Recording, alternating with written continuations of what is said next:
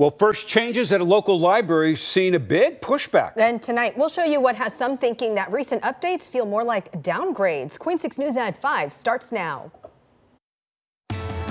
Speaking out amid staffing challenges. It's just absolutely critical to be able to hold it and to see it and to have the option of finding things that I don't know about. Why some are pushing back against changes being made at local libraries. Plus, a Measure 110 rollback. It is now signed into law. Tonight, what you need to know about the new drug enforcement rule.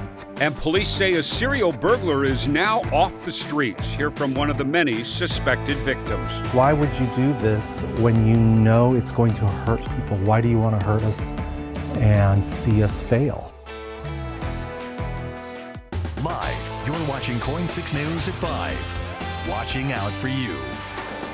Changes meant for safety, now disrupting study. At 5 o'clock, I'm Jeff Gianola. And I'm Elizabeth Din. A group of avid library users tell us they are upset about changes at some of Portland's libraries. We first told you about these changes to the Central Library before it opened in late February. Tonight, Brandon Thompson going beyond the headlines, finding out why people say they're frustrated by all these changes. Brandon? Well, a group tells me they cannot get their hands on the materials they usually rely on. Now, part of these renovations brought in shelves that are around half the size of the old shelves that were in the Central Library. That means a lot of material in storage, and this group says it takes the lucky finds out of their work. In the halls of the Multnomah County Central Library. It's really a kind of a transformation. We're modernizing all of the library spaces. Not all changes have been welcomed. They've brought in the dreaded half shelves, which are this tall. You kind of need knee replacement to get down there. Shelves that are not as tall, study tables replacing reading chairs, and other changes Bruce Charles says has hindered his library experience because nearly half of the music material he relies on have been removed from public-facing shelves. You're filling out forms to look at things that you used to be able to pick off the shelves. We're of an older generation, so we're not used to perhaps e-books and e-scores or whatever in the same way that a lot of people are today.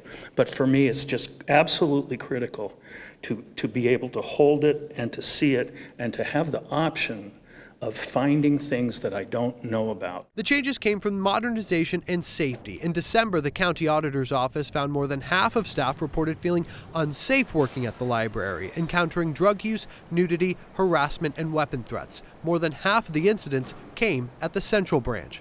This past weekend, the library was closed all of Saturday in Northwest, and the Gresham Library was on door service only because staffing shortages have affected the county's ability to fully open some branches.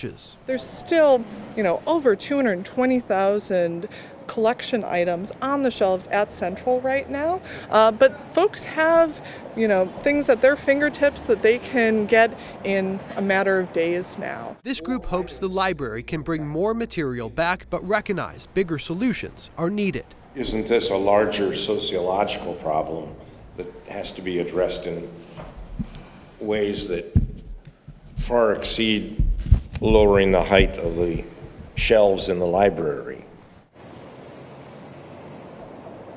So these renovations were paid for by a ballot measure approved by voters in 2020. It includes enlarging some library branches as well, like in Holgate. That one is supposed to open this summer. Live at the Central Library, Brandon Thompson, KOIN 6 News.